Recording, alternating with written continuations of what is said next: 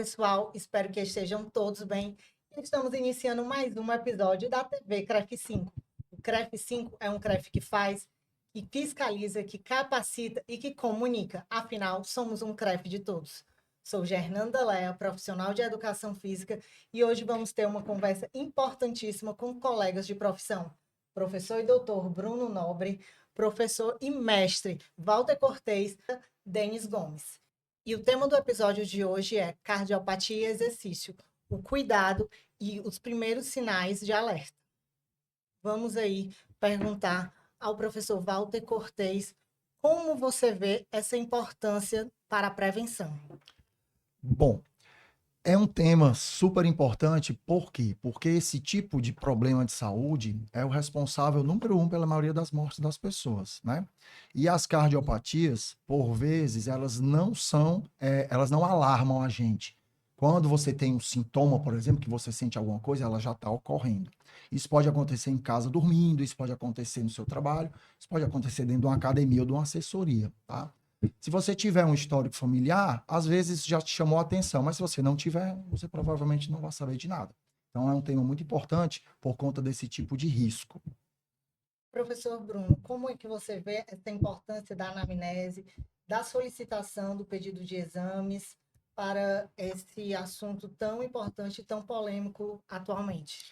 Bom, como o professor Walter falou, né, hoje a gente sabe que as cardiopatias em geral matam mais do que guerra, né? Então hoje é a causa número 1 de morte entre todas as doenças e até mesmo entre todas as causas de morte no mundo. E é muito importante que a gente consiga fazer algum tipo de anamnese. É claro que a gente sabe que seria praticamente inviável pedir que todo aluno que fosse matricular na academia ele traga um exame de ecocardiograma, eletrocardiograma, alguns exames, todos os exames de perfil lipídico, glicídico, hormonal, enfim. Então a gente sabe que isso fica um pouco inviável, mas creio que deve ser uma obrigação, né?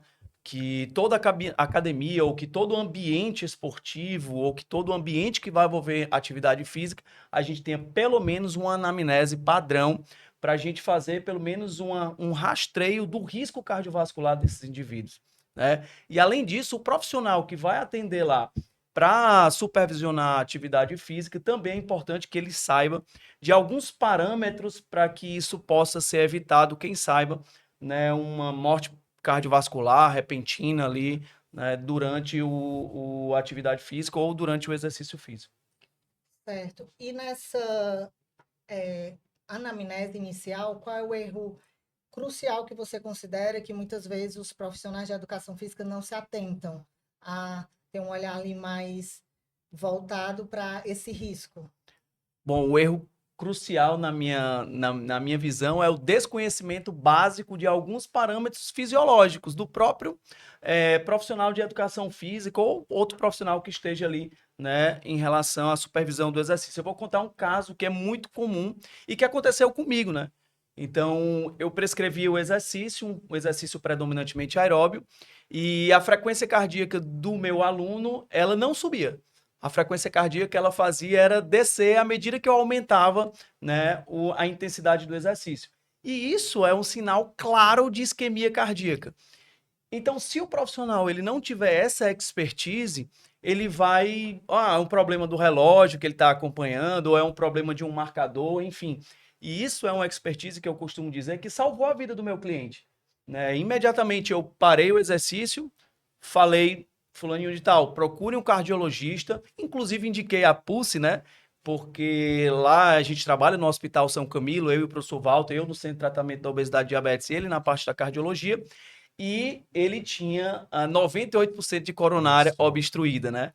Então, fez uma angioplastia e até hoje ele me agradece por conta disso. Então, um parâmetro que a gente chama de pulso de oxigênio, né? No caso que seria a frequência cardíaca, o normal ela subir decorrente à intensidade do exercício. E ela fazia era estabilizar ou cair. Isso é um sinal clássico de isquemia. Então, dessa forma, eu acredito que nós, profissionais de educação física, nós estamos no top 1 de profissionais que podem prevenir algum tipo de doença crônica ou até mesmo uma mortalidade abrupta ali no ambiente de musculação ou seja qualquer ambiente de exercício físico. Um ganchinho aí do professor Bruno, que falou do relógio, nem sempre marca, isso é muito importante.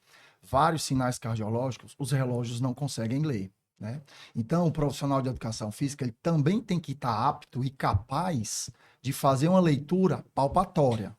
Ela é imprescindível.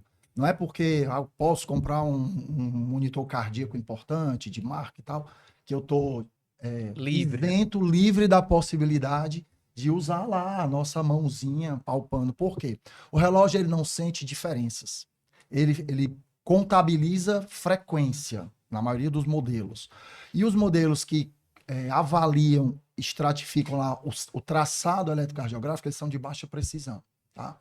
Então, às vezes, a gente consegue identificar coisas só pela sensibilidade e pelo interesse de, na hora do exercício, estar ali. Também, no velho métodozinho tradicional, do seu cronômetro, mãozinha no pulso ou na carótida. Isso é bem importante. E é importante também um sintoma clínico, né? Além disso, é importante também perguntar ao paciente, ou cliente, ou o nosso aluno, e por isso que eu falei que a anamnese é muito importante, se há algum fármaco associado. Isso. Porque a gente sabe que existem alguns fármacos que podem estar inibindo a frequência cardíaca, né? Muito comum em pacientes que têm hipertensão. Tá? Então, isso é muito importante também. Às vezes, você está controlando ali o miocárdio, que é o músculo do coração, está num esforço maior do que o relógio realmente está marcando, tá? Então, isso é muito comum nos beta-bloqueadores. Vocês já devem ter ouvido falar, né? O propanolol, o atenolol, e a depender da miligrama também, isso pode afetar diretamente a frequência cardíaca, que é o que a gente utiliza como o principal marcador ali, o principal parâmetro de intensidade do exercício. Apesar de existir outros, como duplo produto, mas enfim, são cenas para outros. No momento é a mesma seria isso, né? E como vocês acham que deve proceder, né, um profissional, principalmente aí recém-formado, que receber um aluno que tem um atestado médico ali muito vago, sem muitas especificações? Qual dica vocês dão para esses profissionais de como proceder? Professor, poderia nos... Falar logo, fala depois. No caso do cliente que chega até você e que não vem com uma clareza, um quadro clínico, um quadro fisiológico lá, de alguma patologia já diagnosticada, o importante é você fazer principalmente uma anamnese, uma boa anamnese, fazer alguns testes, né? Existem testes físicos, testes clínicos que você pode realizar ali no ambiente de treino, que já vão te dar um norte, né? Da capacidade física da pessoa, de uma condição, vamos dizer assim, pré-diagnosticada de uma insuficiência, de uma isquemia, de algum problema, uma hipertensão, que você já pode perceber ali com alguns testes bem básicos, bem simples, que pode ser aplicado em qualquer ambiente de treino. Lógico que o mais seguro, né, que esse cliente ele venha também com um histórico de exames, né, exames laboratoriais, costumo dizer que exames bioquímicos, para que você tenha um quadro mais abrangente, né, que você tenha uma visão mais abrangente da condição daquele indivíduo. Porque, embora alguns testes possam te revelar alguma condição, como o professor Dr. Bruno falou, um exame laboratorial, um exame de imagem, um exame clínico, né, ele pode te revelar muito mais e fazer com que o nosso trabalho fique mais seguro, assim, né? Você trabalhar com mais segurança, porque a partir do momento que esse cliente está com você, ele é responsabilidade sua. Ele deixa de ser responsabilidade do médico, ele saiu lá do consultório do médico com lá o atestado dele, mas quando ele chega lá na sala de treinamento, ele é responsabilidade sua.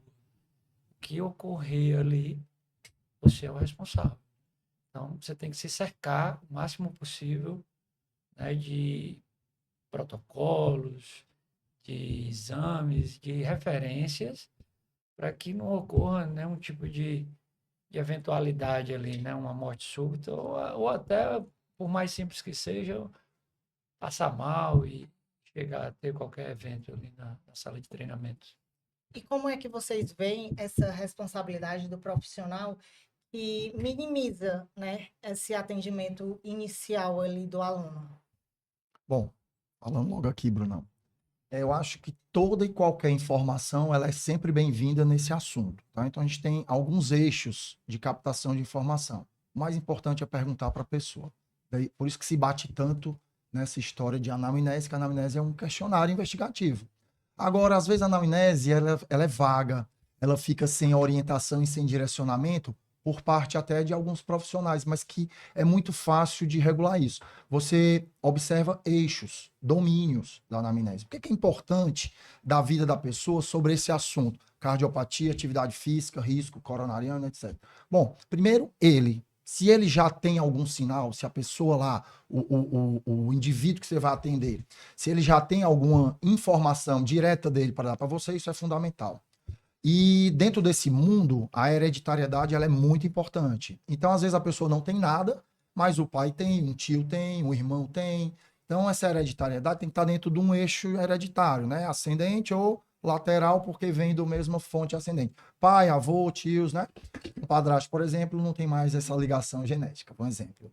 Então, já fomos aí dois eixos importantes, né? O da pessoa e o da hereditariedade. Fora isso, o que é que também é importante para esse assunto?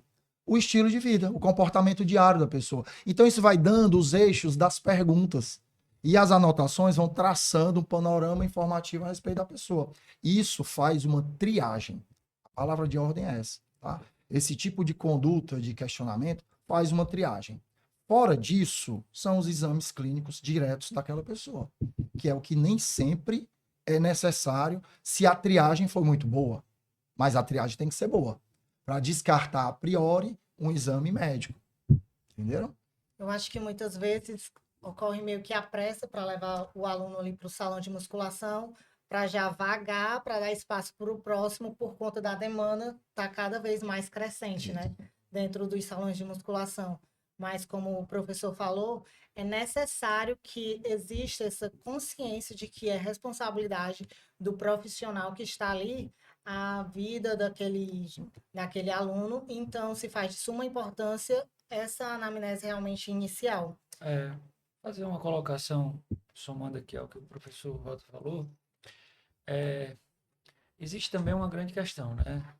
As pessoas tendem a ou desconhecer qualquer episódio que ele já tenha de cardiopatia, ou minimizar, né, efeitos, minimizar sintomas, vamos dizer assim. E isso é um problema também, né? Porque hipertensão é uma doença silenciosa. Muitas pessoas têm hipertensão e, no entanto, por não acompanhar a verificar pressão arterial diariamente, não sabem. Então, acaba que minimizando na hora da anamnese, que você pergunta, a pessoa diz, não tenho nada, não sinto nada, estou bem. Isso é uma questão também que deve ser observada, né? E, como o professor Walter falou, a questão do estilo de vida. Há pouco tempo atrás, eu estava vendo alguns estudos e hoje a gente sabe que o estilo de vida tem uma importância até maior do que a própria hereditariedade, né? A gente tem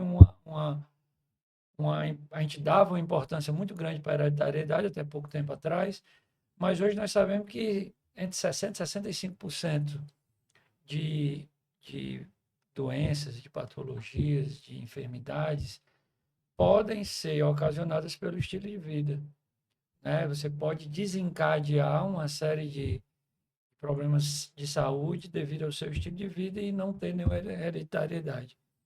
E o contrário também.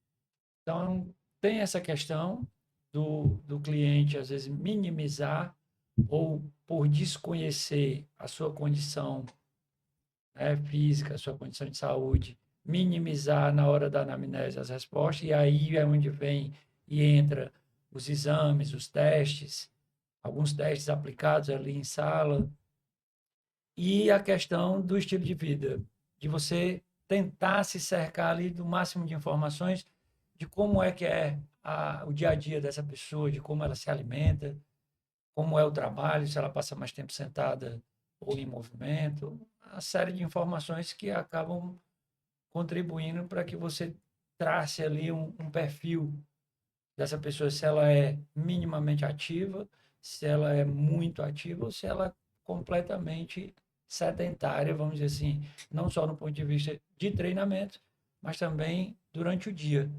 Ela é uma pessoa completamente sedentária durante o dia dela. O dia a dia é mais, vamos dizer assim, sem muito movimento, né? E quando falamos em variáveis de treinamento, qual é que vocês apontam que precisa realmente ter uma maior cautela para esses alunos cardiopatas? Sim, antes de entrar nesse assunto, né, eu queria contribuir com duas falas de vocês.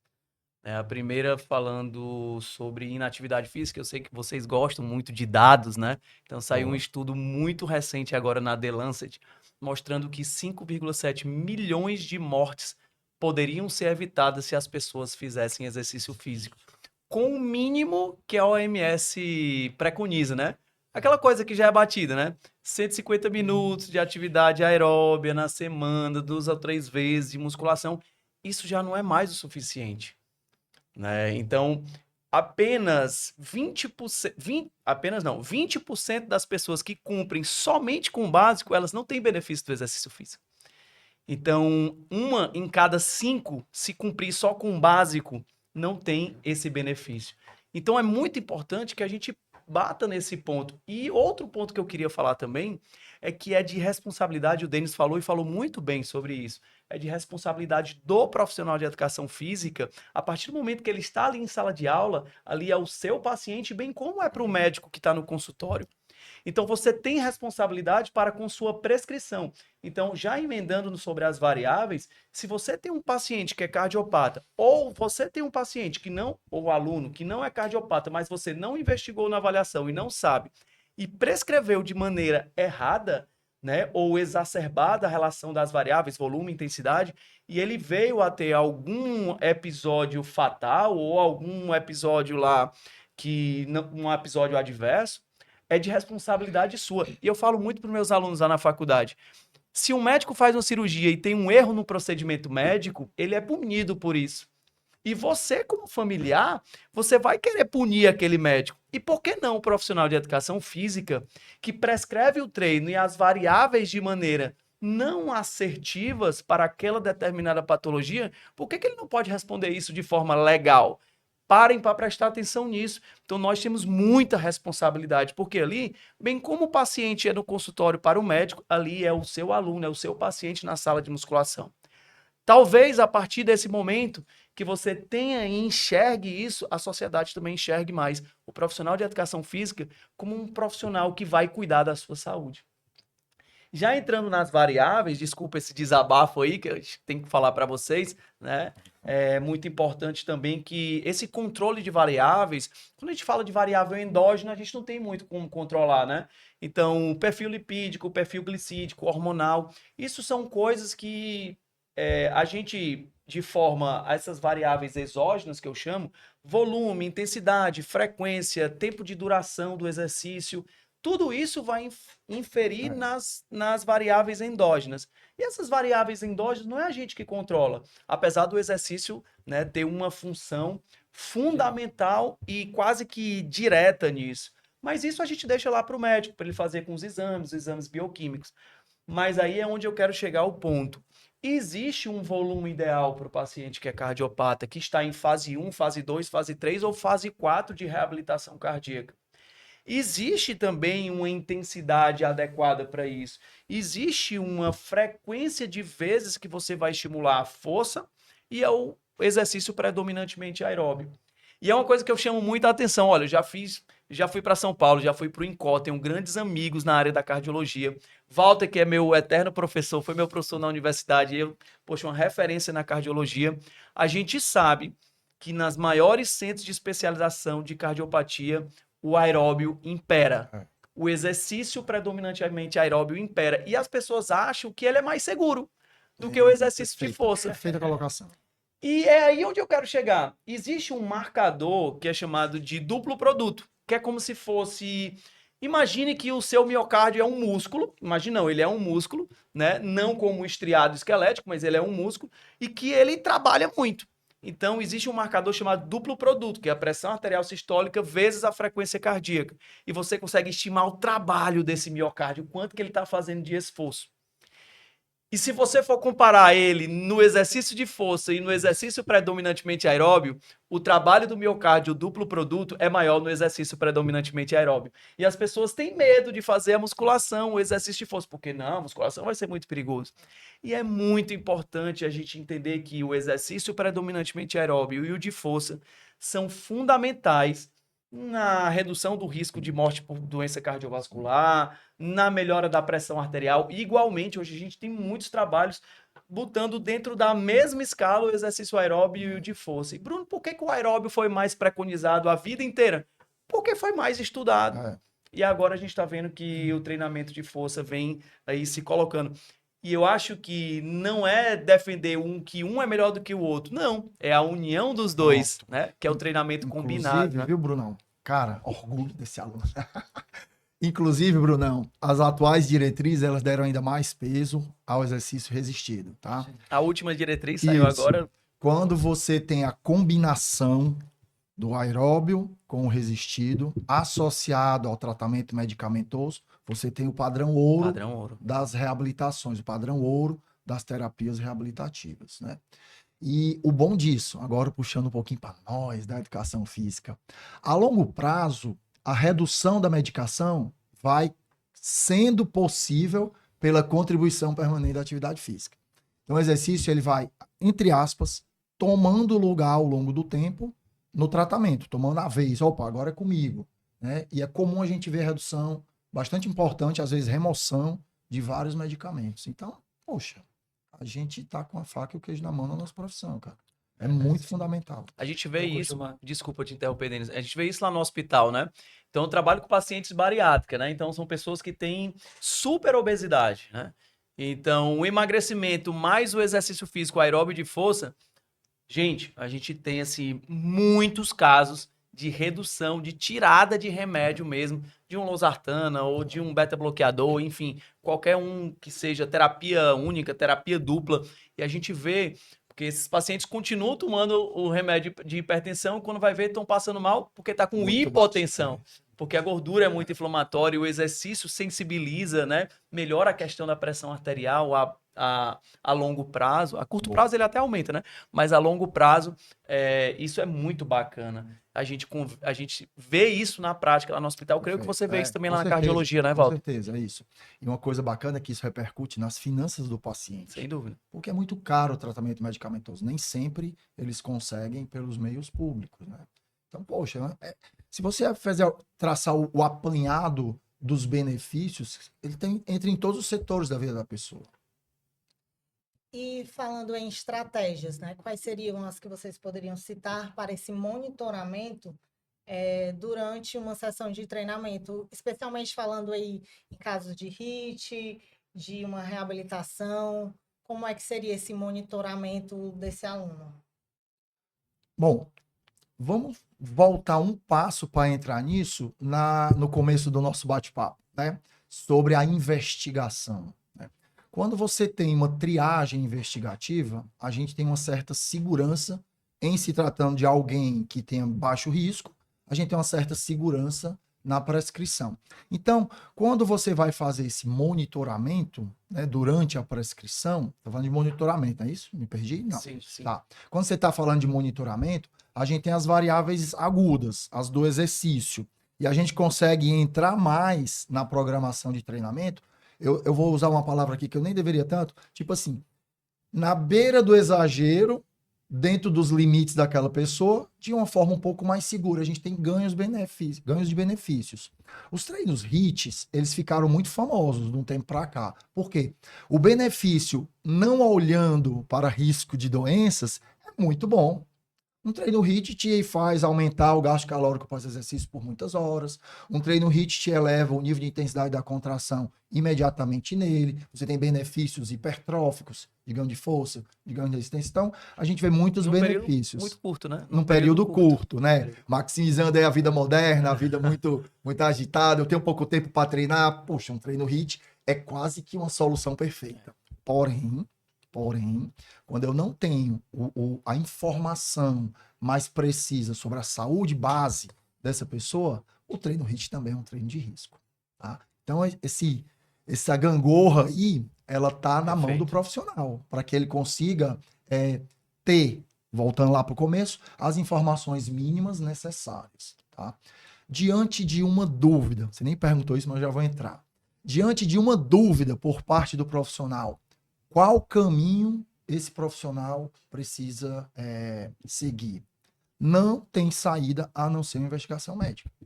Não tem saída. Aí é que tá isso que a gente tem falado aqui nesse nossa conversa. Poxa, mas isso freia muito a possibilidade do ingresso na academia, filtra muito, aí o empresário não acha tão legal, e aí isso a gente tira um pouco daquela outra máxima de quanto mais gente praticando exercício, melhor. Esse quase que gerador de dificuldade, entre aspas, ele acaba que ele é necessário. Por vezes ele é necessário. Porque não está tratando de o pneu do carro furou. Não, a gente está tratando da vida da pessoa. E é muito arriscado fazer exercício onde você vai se promovendo fisicamente, melhorando de qualidade, de desempenho, de adaptação e vai evoluindo na programação de exercício em um organismo que tem algo mascarado, no escuro, encoberto e você não sabe. E várias das doenças, se eu for mal me estender, mas em várias das doenças cardíacas, o platô da ocorrência é variado. Tem gente que subiu um lance de escada no primeiro andar, tem uma ocorrência. E tem gente que só vai ter essa ocorrência no final de um treino de crossfit. Ou no final de uma ladeira de pedalada com o grupo. Entendeu? Aí é que tá, é tudo muito variado. Onde a gente consegue enxergar a solução? Na investigação. Na investigação. Eu vou até além, né, do que o Walter falou também. E isso, muitas vezes na academia, a gente investiga, falamos de anamnese, né, falamos de alguns exames, mas isso, lembre-se que a gente está investigando o cliente em repouso, muitas vezes, Perfeito. né? E se você atende um paciente com cardiopatia, escute o que eu vou lhe dizer agora. Não atenda ele sem um teste cardiopulmonar de exercício, tá? Que existe duas formas. A ergometria, que é sem um analisador de gases, e a ergoespirometria, que é com um analisador de gases, que é para a gente ver a questão da capacidade cardiorrespiratória. Vocês já devem ter ouvido falar sobre o VO2 máximo, né? Que é a capacidade de captar, transportar e metabolizar o oxigênio, uma métrica de saúde cardiovascular.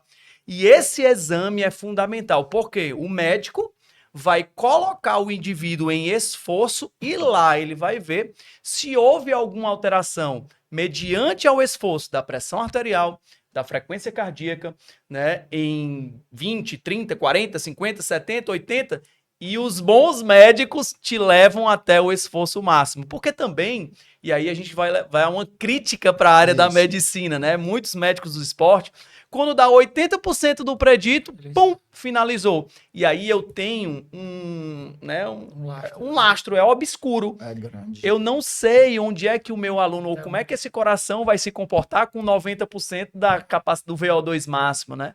Isso é um grande risco. E a gente vê que hoje os médicos, hoje é mais difícil acontecer isso, mas antigamente acontecia, né? Hoje os médicos também tudo praticam exercício físico, então os caras também já estão sabendo, né, como é que é um esforço máximo e tal. Então o Walter tocou no HIIT, né? Então o HIIT é o queridinho do momento, né? Mas saibam também que o HIIT, por ter uma intensidade maior, de forma aguda, aumenta, né, em até alguns dados que a gente tem aí, 8 vezes o risco agudo, né? 8 vezes o risco agudo de uma morte cardiovascular. Não estamos dizendo que ele é ruim, pelo contrário, ele causa mais adaptações fisiológicas, bacana, com tempo menor. Mas durante o esforço, o risco ali é maior. Bruno, e esses dados acontecem? Não se traduzem para o desfecho clínico final, né? A gente tem os dados da Sociedade Brasileira de Cardiologia, então fazer HIIT ou fazer aeróbio moderado contínuo não tem evento cardiovascular, são praticamente muito parecidos, né? Mas é muito importante que a gente saiba disso, porque... E tem outra coisa muito bacana. O paciente acabou de sair de uma reabilitação, Walter. Fase 1, que é na UTI, né? Fase 2, no ambiente hospitalar. Fase 3, 4, vai começar a ir pra gente lá na academia, né? Pra tua mão, enfim. Será que ele tem medo de fazer um exercício de altíssima intensidade? Será que você, por mais que tenha na literatura que o HIIT traz melhores benefícios cardiovasculares a longo prazo, Mas e o teu cliente? Será que ele não tem Isso. medo de fazer um hit e você vai colocar logo um hit no início? Então, essa tomada de decisão, você que é profissional de educação física, você só consegue ter se você realmente entrar, imergir, mergulhar no mundo da cardiologia e o exercício. Lá na Pulse a gente fala que a reabilitação ela não é só o processo fisiológico. A gente reabilita a pessoa. É Perfeito. a acreditação, é a autoconfiança, e a gente consegue isso com o degrauzinho da atividade física, viu como tá tudo bem? O degrauzinho da atividade física. Então, a reabilitação é do indivíduo, você reabilita a pessoa. Bacana. Professor Denis, quais são os primeiros 5 sinais aí de alerta que você considera de suma importância para o profissional de educação física estar, né, e já ligado e não ignorar com relação a esses alunos cardiopatas? Bom, inicialmente, você, ao receber ali o teu cliente, você ter o máximo de informação, como a gente estava conversando aqui desde o início, que possa te trazer alguma segurança. E se você tiver um aparato na academia ali, como um simples tensiômetro ou um oxímetro, que te dê ali alguns parâmetros básicos, você se cercar dessas seguranças. O que eu hoje preconizo, embora a gente tenha pouco conhecimento sobre isso, é que se você tiver acesso a um exame de sangue, a um exame metabólico, isso também pode te ajudar muito com relação como eu disse, a se cercar de segurança na hora de prescrever. Sinais. Você deve observar muito. Quadro clínico. Observar o teu cliente. Às vezes, sintomas são pouco percebidos, mas você, às vezes, pelo semblante mesmo da pessoa, você já percebe que tem algo errado Boa. ali e que deve ser, vamos dizer, acompanhado ou investigado com mais atenção, né? Com relação aos testes, o Walter falou uma coisa que eu acho muito interessante, e até o doutor Bruno aí também estava comentando, a questão do HIIT, né? HIIT, o protocolo HIIT, poucas pessoas vão conseguir fazer, né? Pouquíssimas, se a gente levar ao pé da letra. O que a gente vê muito é o intervalado feito na academia. HIIT mesmo, eu desconheço uma quantidade grande de pessoas que conseguem fazer. E quando a gente fala de treino intervalado, e aí falando sobre essa questão da segurança, que você tem que se cercar ali, eu posso fazer o treino intervalado num contexto aeróbio, eu posso fazer um treino intervalado num contexto de treino resistido. Dentro desses dois contextos, existem algumas tecnologias que vão me ajudar, né? No caso, um frequencímetro, no caso, um oxímetro. E existem as observações clínicas visuais que vão também te dar uma certa orientação. Mas eu acredito que nada disso tem algum sentido se não for feita uma avaliação prévia. Então, antes de qualquer coisa, receber o teu cliente é avaliar. Avaliar em todos os sentidos. Né? Como o doutor Bruno estava falando, o médico ele só prescreve uma medicação se ele tiver feito um exame, uma anamnese. Você não vai chegar no médico e olhar para a cara dele, ele vai dizer assim, pronto, toma isso aqui de 8 em 8 horas. Não, ele vai perguntar quais são os sintomas, há quanto tempo você está sentindo aquilo, a intensidade. Ele vai fazer toda uma investigação para poder chegar a prescrever um fármaco. Então, por que o profissional de educação física também não tem que seguir esse ritual, vamos dizer assim, de receber o cliente, ele fazer toda essa investigação e eu costumo dizer, ele descobrir qual é o piso da capacidade física para tu poder chegar ao céu, né? Existe essa analogia que eu faço. Então, você faz toda essa investigação para você poder prescrever. Você vai prescrever com muito mais segurança. Se eu não tenho nenhum dado, eu vou prescrever como? Escuro. Tenho que ter algum dado. E aí eu volto a dizer, algumas tecnologias vão ajudar. Mas nada como a expertise, como disse o Bruno, a expertise do profissional em saber avaliar, em saber testar e ver as capacidades atuais ali do profissional.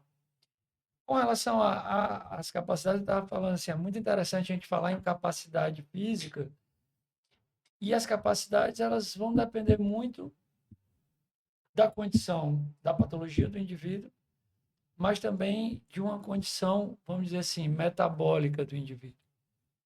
Então, às vezes você encontra um indivíduo que tem uma capacidade física relativamente boa, mas que você vai fazer uma investigação mais a fundo e ele tem um risco cardiovascular devido à condição dele metabólica estar toda alterada. Lógico que o exercício vai influenciar nisso. Mas por que não o profissional de educação física também não se atentar para isso? Por que não o profissional de educação física olhar ali alguns parâmetros de exames laboratoriais e dizer assim, ó, aqui tem alguma coisa errada, vamos procurar aí um profissional para acompanhar a gente mais de perto. Então tem toda essa questão aí que, de uma maneira ou de outra, cerca o profissional de uma segurança maior para que não venha a acontecer uma eventualidade durante o treinamento, não no teste, porque o teste vai ser justamente para te dar parâmetros, né? Como o caso do exame de VO2, mas que durante o treino não venha a acontecer um episódio de mal súbitos e que venha a responsabilizar o profissional. E aí vai ser a responsabilidade dele. No momento que acontecer, vai ser a responsabilidade dele. Deixa de ser do médico e passa a ser dele. E aí eu uso as palavras do Bruno. O profissional vai ter que responder legalmente com relação a isso. E qual a mensagem final que vocês deixam aí para os profissionais de educação física com relação à ética, à postura profissional deles com relação a esses alunos cardiopatas? Vou falar, depois tu fala, Bruno. Tá. Eu vou falar sobre POP. Se você é aluno da Unifor, você vai estar dando um sorrisinho, porque o professor Walter só fala de POP. Procedimento operacional padronizado. O que é que a nossa profissão faz? Qual o objetivo, eixo da nossa profissão? Prescrição do exercício físico. Ponto. Tá? Agora, para quem? Aí são as vertentes. Para a saúde, para a recuperação de doenças, para a performance, para o lazer. São as vertentes. Dentro de um POP na educação física, eu preciso, para o objetivo final, ter um caminho percorrido, que é exatamente o POP. Avaliar, conhecer, planejar, supervisionar e verificar se deu certo o resultado. Esse é o POP, certo? Se você traçar isso como conduta, a assertividade cresce. Dentro da avaliação, a anamnese, os testes físicos, diante da necessidade, exames clínicos, que a gente ainda não consegue pedir muitos, viu? Solicitar exames, mas a gente tem dentro do mundo multiprofissional o médico do sujeito que você está atendendo, né? E aí a gente tem o plano dentro da supervisão para esse assunto cardiopatias, os sinais clínicos da pessoa que treina são importantes. A hiperventilação exagerada, a frequência cardíaca que deveria subir não subiu, como o Bruno disse. Sudorese difusa, suar frio, palidez, o semblante. Vou fazer uma brincadeira aqui, ó. Tá tudo bem com o exercício? Tá. Tá tudo bem com o exercício? Tá. Tá tudo bem com o exercício? Não, não tá, não. Ó, a pessoa te dá respostas imediatas que tem que ser usadas. Tem que ser usadas, né? E aí, seguindo a rotina, as avaliações periódicas para ver. Deu certo o meu planejado? Deu. Dentro do que estava previsto? Sim. Houve alguma ocorrência? Não. Gente, não tem muito o que dizer além disso. É basicamente... Eu vou deixar uma mensagem final para você que está nos assistindo, que é profissional de educação física. A gente começou aqui dizendo que doenças cardiovasculares era o que mais mata no mundo dentre todas as causas de mortalidade, inclusive mais do que guerra, acidente de carro, o que você for pesquisar aí, desde 1989 até hoje, esses dados são assim, tá? E eu queria citar uma pesquisa, vocês já me conhecem, sabem que eu gosto sempre de estar referenciando, do professor Fábio Seschini, acho que todo mundo conhece aqui, né? O Viajando pela Fisiologia, todo profissional de educação física conhece, ou quase todos. Ele fez uma pesquisa básica para saber qual era o nível de conhecimento do profissional de educação física sobre prescrição de exercício para pacientes com coronariopatia e hipertensão, mas eu vou citar só o desfecho clínico da coronariopatia. Desses 610, tá? Nós tivemos aí um índice de acerto que era só sobre os dados da OMS, os dados da Sociedade Brasileira e do Colégio Americano de Medicina Esportiva e da American Heart Association também. Que é aquela mesma coisa, 150 minutos, 2 a 3 vezes básico. Pessoal, pasmem, dos 610, somente 19% acertaram. 81% não saberiam prescrever exercício ou não estavam aptos a prescrever exercício para pacientes com coronariopatia. E é onde eu estou vendo a inversão do mercado. Olha, se eu tenho uma coisa que mata demais, então tem muita gente sofrendo com isso e pouca gente sabendo tratar ou prescrever ou o que fazer com isso. Tá aí uma oportunidade para você que é profissional de educação física se especializar, porque você vai nadar sozinho no Oceano Azul. Tipo Pedro Álvares Cabral, que mentiu dizendo que descobriu o Brasil, né? Então, tipo isso. Você vai ser a única pessoa que tem o caminho das Índias, né? Fazendo uma correlação com a história. Então, hoje, pouca gente trabalha com pacientes com cardiopata. Pouca gente tinha o caminho das Índias para chegar até o Brasil, né? É a mesma coisa, é uma analogia simples. Então, vocês precisam se atentar mais para isso, estudar mais para isso. E eu digo mais, não é simples trabalhar com paciente cardiopata. Nós precisamos avaliar e saber o que avaliar. Nós precisamos ter os protocolos de prescrição, a depender se já é um paciente infartado ou não, ou com qualquer outra cardiopatia que a gente pode, que é menos comum ver na academia, né? Então, saber quais são as cardiopatias, inclusive, que podem sofrer reabilitação, porque, por exemplo, dissecção aórtica, né? Então, uma dissecção aórtica, muitas vezes, o exercício físico é contraindicado, né? Então, é muito importante que você saiba disso, que você se especialize nisso, que você se aprofunde nisso, porque você vai ser o único no mercado. Então, desculpa me alongar aí, mas é porque eu precisava dar esse recado. Excelente. Minha palavra final é o seguinte, primeiro, o profissional de educação física, ele tem que buscar o conhecimento além da faculdade, além da formação acadêmica, né? No caso dos cardiopatas, então, é um grupo especial que a gente chama, é um grupo individualizado ali, que tem que ter uma atenção maior. Sempre avaliar, sempre buscar o maior número de dados que você puder, o maior número de informações que você puder sobre o quadro clínico da pessoa, exames laboratoriais e o que for nesse sentido, para te dar o maior número de informação para você prescrever. Realizar os testes.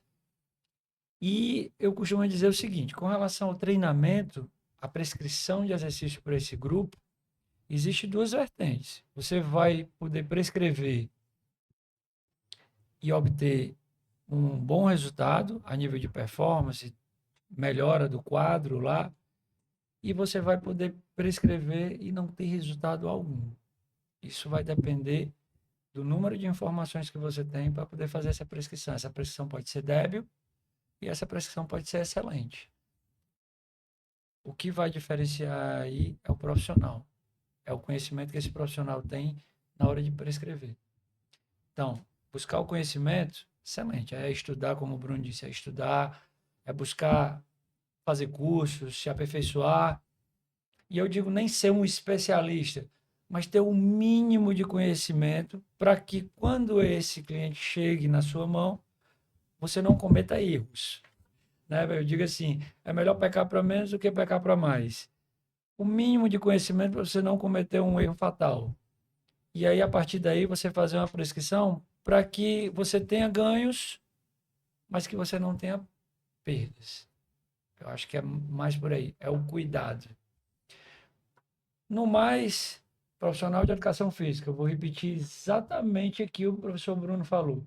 Se você conseguir, se você buscar o conhecimento e atuar dentro de uma área como é a cardiopatia, que pouquíssimos profissionais entendem, você vai se sobressair no mercado.